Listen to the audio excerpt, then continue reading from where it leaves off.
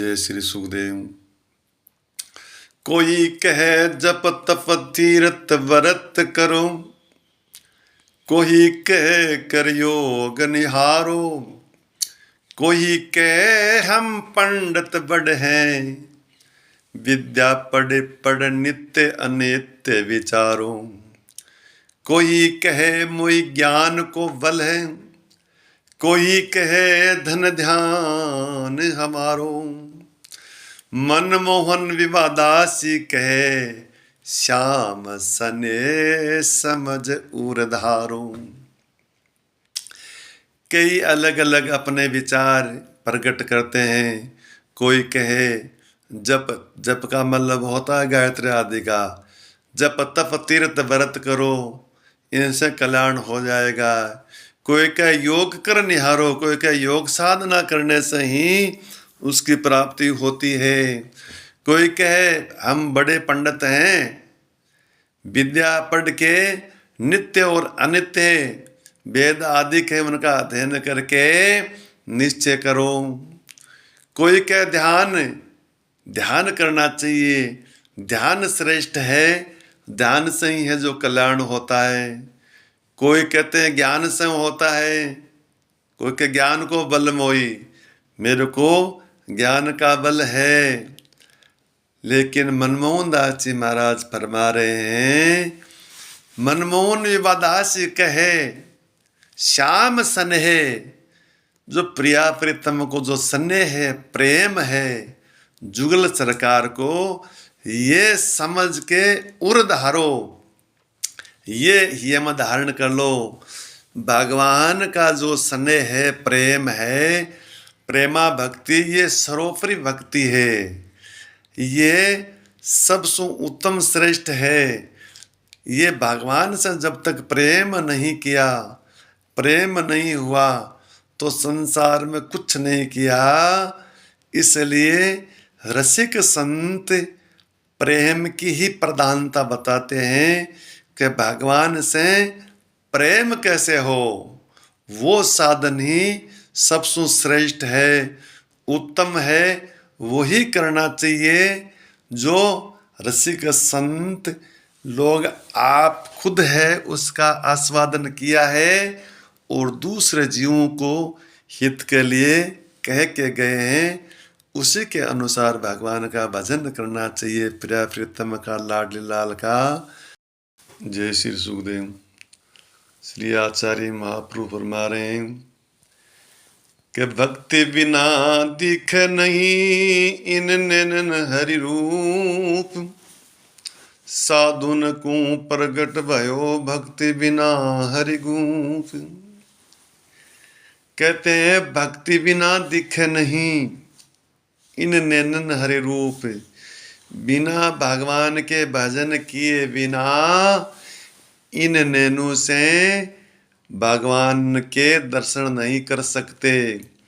भगवान कहाँ गए नहीं हैं, सब जगह हैं, सर्वत्र हैं, लेकिन भगवान का दर्शन पाने की हमारे में शक्ति नहीं है। वो दिव्य दृष्टि जब भगवान के भजन से प्राप्त होती है, ज्यों ज्यों हम भजन करेंगे, ज्यों ज्यों भगवत प्राप्ति करने की बैटरी चार्ज होती रहेगी।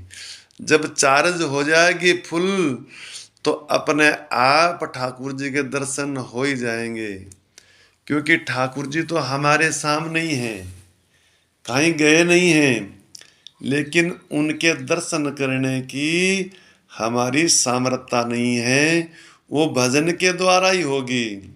साधु को प्रकट भये, जो साधु हैं भजनानंदी भजन करने वाले, उनको महापुरुषों को दर्शन होए हैं और होते भी हैं। लेकिन भक्ति बिना हरिगूप, बिना भजन बिना जो साधु हैं, चाहे असाधु हैं, किसी को भगवान के दर्शन नहीं होते। भक्ति बिना गूप, इतने गुप्त हैं, चाहे कुछ भी कर लो दर्शन नहीं कर सकोगे। क्योंकि ब्रह्मा जैसे भगवान जब कमलनाल से प्रकट हुए तो मैं कहाँ से आया, कई बरस तक खोजते रहे, उनको कुछ नहीं दिखा। फिर उनको अनुभव हुआ कि हमको तप करना चाहिए, तब उन्होंने तपस्या करी। तो उसके बाद में भगवान तो सामने ही थे, वो दर्शन करने की सामर्थ्य नहीं थी, तो उनको दर्शन हुआ और उन पे कृपा करके आदेश दिया कि तुम सृष्टि करो। ऐसे ही भगवान हमारे सामने हैं, लेकिन हमको दर्शन इसलिए नहीं होते कि हम दर्शन कर पा नहीं सकते, सामर्थ्य नहीं है। जय श्री सुखदेव। श्री आचार्य महाप्रभु फरमा रहे हैं कि सब जीवन दया राखिए, सब सुमीठा बोल, आत्म पूजा कीजिए, पूजा यही अतोल। कि सब जीवन दया राखिए, जीव मात्र पे दया, दया धर्म का मूल है। दया नहीं तो कुछ भी नहीं, मूल दया है। सब जीवन दया राखिए, सबसे मीठा बोल। अपने मुख से कभी कड़वा नहीं बोलना चाहिए, किसी के लिए मीठा बोलना चाहिए, प्रिय बोलना चाहिए। हमारे वचनों से सुख मिले, सब प्रकार से सुख देना। अगर हम कड़वा कहेंगे तो उनको दुख होगा, इसलिए किसी को कड़वा नहीं कहें। आत्म पूजा कीजिए, जितनी भी संसार में पूजा है उनसे सबसे श्रेष्ठ पूजा है आत्म पूजा। हर प्रकार से जीवों को सुख देना ही पूजा होती है। भगवान से बढ़कर भी आत्म पूजा श्रेष्ठ है। हम मंदिर में तो बहुत अच्छी तरह से भाव से बैठते हैं, सेवा करते हैं, लेकिन कोई आ जाता है तो उसको फटकार के निकाल देते हैं, मंदिर में आ गया, ऐसा किया वो किया। अरे वो मंदिर चलता फिरता मंदिर है, उसमें वही भगवान है। इसलिए किसी का अपमान न करें, भूल कर भी नहीं करें। अगर हो जाए भूल से, गलती से, स्वभाव से, तो माफ़ी मांग लें, उनको खुश कर दें। पूजा यही अतोल, यही अतोल, इसकी कोई तुलना नहीं है। ये सब सुश्रेष्ठ उत्तम पूजा है। अगर आत्मा पर आपका ध्यान रहेगा तो आप अपराध नहीं करेंगे, आप मोह में नहीं डूबेंगे, आपका कल्याण निश्चित हो जाएगा। अगर शरीर पर ही आपका ध्यान रहेगा, आप शरीर को ही सब कुछ मानोगे, जाति कुल धर्म बढ़ाई, तो कुछ भी पल्ले पड़ने वाला नहीं है। आपका संसार में वापिस जन्म हो जाएगा। इसलिए आत्म पूजा कीजिए। जय श्री सुखदेव। राम रूप सोई सूरमा, तोड़े भरम कपाट, सुमरण में लागा रहे, छाड़ जगत की बाट। राम रूप सूरमा सोही। सूरमा कौन है? जो भरम रूपी कपाट को तोड़ डालें, अज्ञान रूपी कपाट को तोड़ डालें, वो सूर है, वीर है।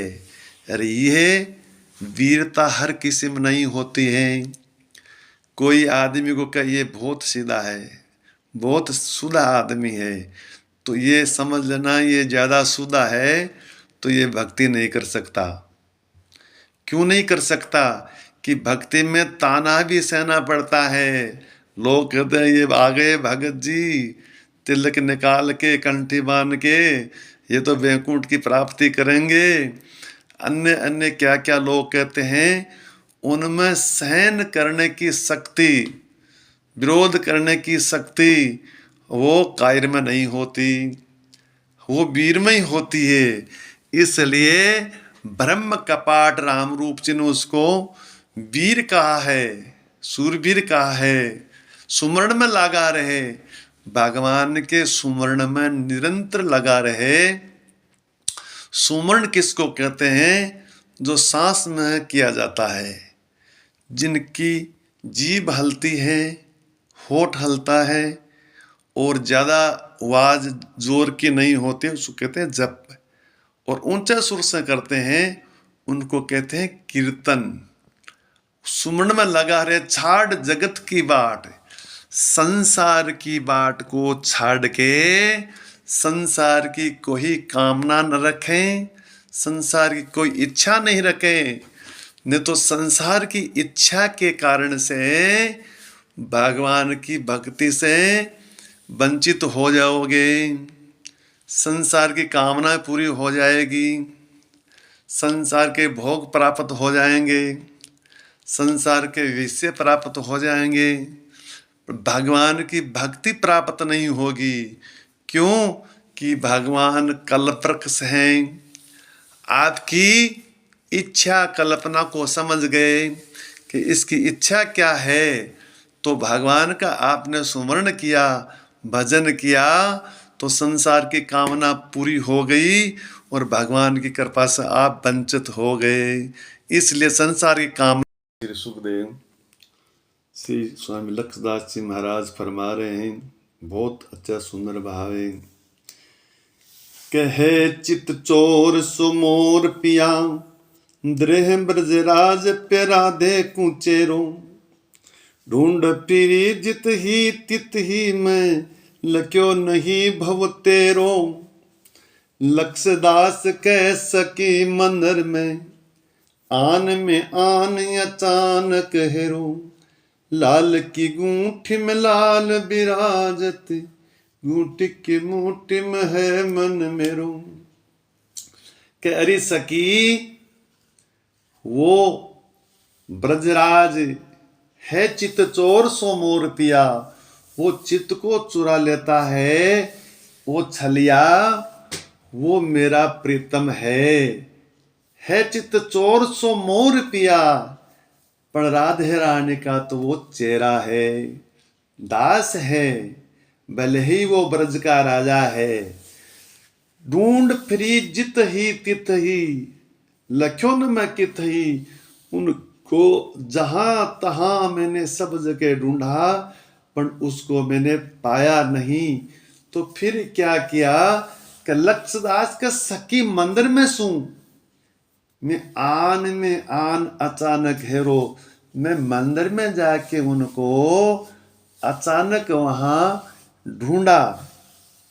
तो लाल की गूंठी में लाल विराजे, जो लाल की उंगली में वो लाली सहित जो अंगूठी विराज रही है, उनमें लाल की अंगूठी में, उनकी मुट्ठी में मेरा मन अटक गया। अरे सखी ऐसा अटका तो वहां से फिर फटका ही नहीं, निरंतर वहीं लग गया।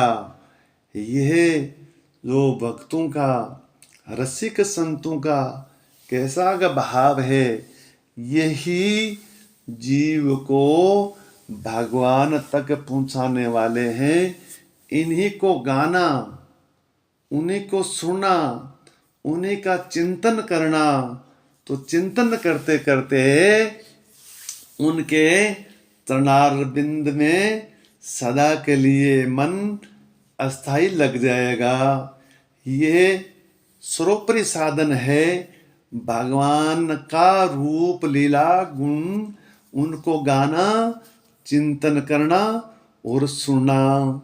जय श्री सेजोबाई जी महाराज फरमा रही हैं कि साधु वर्क से बानी कली, चर्चा फूले फूल, सेजो संगति बाग में नाना फल रहे झूल। साधु वर्कस, साधु एक पेड़ है।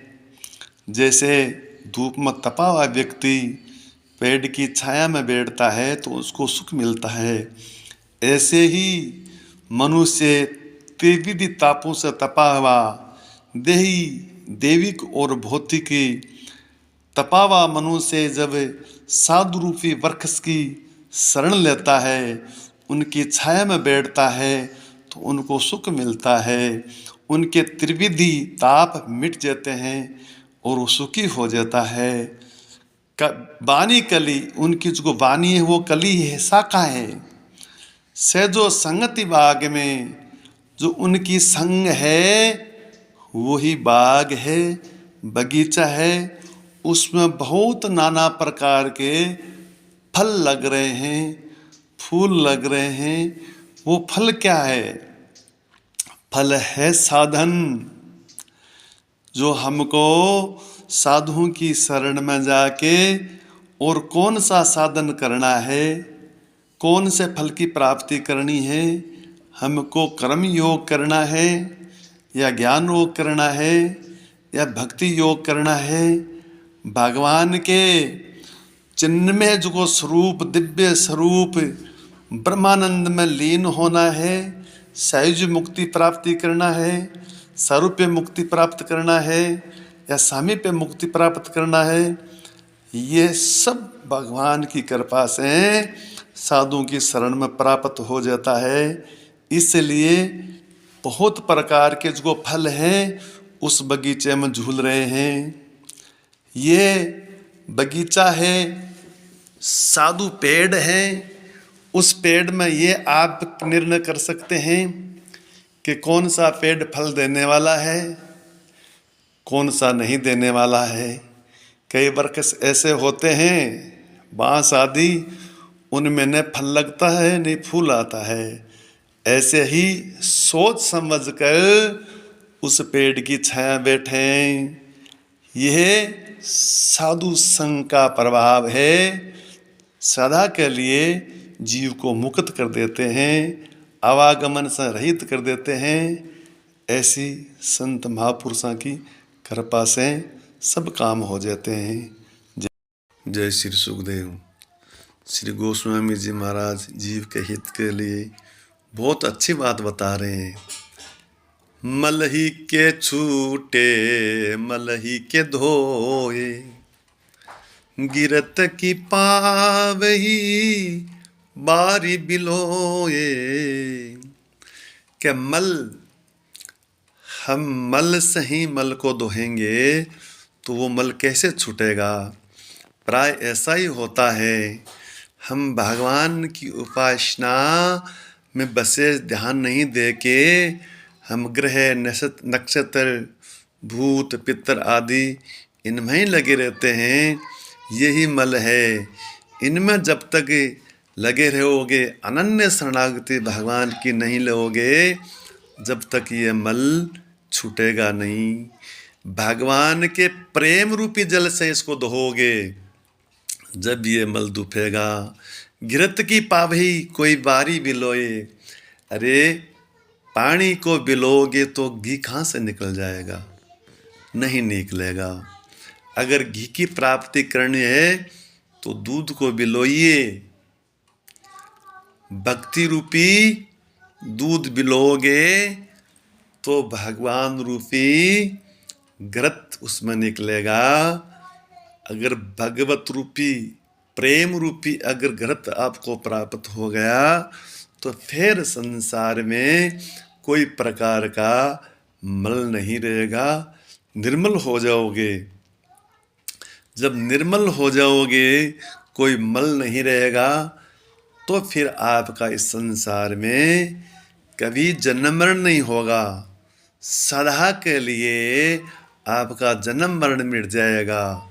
जब तक आप भगवान की अनन्य शरणागति नहीं लोगे, उनके पूर्णता से नहीं हो जाओगे, जब तक यह आपका जन्म मरण छूटना बहुत कठिन है। क्योंकि संसार में अगर थोड़ी बहुत भी कहीं छुपी हुई वासना भी अगर रह गई जरा सी, तो वहीं आपको जन्म लेना पड़ेगा। इसलिए हमारी कहीं वासना न रह जाए, हमारी कहीं इच्छा न रह जाए। केवल भगवान के अलावे, गुरु आचार्यों के अलावे अगर कहीं रह गई तो सावधान रही है, तुम्हारा वापिस है जो जन्म मरण हो जाएगा। श्री सुखदेव। आचार्य महापुरु फरमा रहे हैं कि गुरु के बचन जो मुहे धन्य जिनु के भाग, त्रिगुण ते ऊपर गए जहाँ द्वेष राग। जो गुरु महाराज के बचनों से मुहे, मुहे मतलब मर गए। मरना क्या है? इस शरीर को झूठा समझ लिया, मिथ्या समझ लिया कि यह माया से रचित, त्रिगुणों से रचित ये शरीर है, ये झूठा है। मैं ईश्वर का अंश हूँ, नित्य हूँ, सनातन हूँ, मैं मिटने वाला नहीं हूँ। मैं अज्ञान के वशीभूत होके ये शरीर को ही मैं मान लिया। वो जीवन मुक्त हो जाता है, वो जीते हुए मरे समान हो जाता है। उनको कोई प्रकार का कष्ट नहीं होता, क्योंकि वो शरीर को मैं मान ही नहीं रखा है। शरीर अलग है, मैं अलग हूँ। धन्य जिन्हों के भाग, वो धन्य जीव है जो जीवित ही उनकी ऐसी स्थिति होगी। त्रिगुण ते ऊपर गए जहाँ द्वेष न राग। त्रिगुण जो 3 गुणा तक माया का चारा है, माया से ऊपर उड़ जाना। रजोगुण, तमोगुण, सतोगुण, तीनों गुणों से ऊपर जहाँ राग न द्वेष, न माना तो राग है, मोह है संसार का, और मोह ही दुख का कारण है। न किसी से द्वेष है, जहाँ राग न द्वेष, नित्य अखंड सुख की प्राप्ति हो जाती है। वो धाम शुद्ध सच्चिदानंद परमात्मा स्वरूप धाम है भगवान का। वहाँ कोई जड़ वस्तु नहीं है, वहाँ कोई मिटने वाली वस्तु नहीं है। वहाँ शुद्ध परमात्मा का स्वरूप वो धाम है।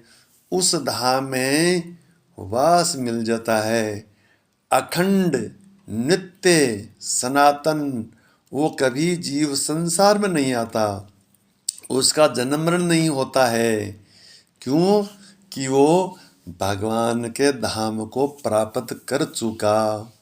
जब तक हम गुरु के वचनों पे ध्यान नहीं देंगे, गुरु के वचनों का पालन नहीं करेंगे, जब तक हमको उस धाम की या परमात्मा की या जीवन मुक्त स्थिति प्राप्त नहीं होगी।